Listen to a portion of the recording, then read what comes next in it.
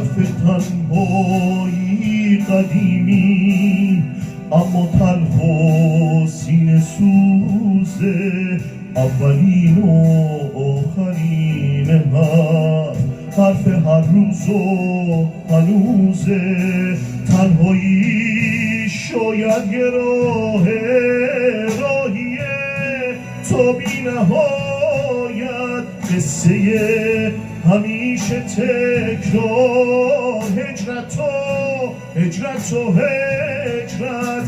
اما تو این راه که همراه جز هجوم خار و خس نیست، کسی شاید باشه، شاید کسی که دستش قفس نیست.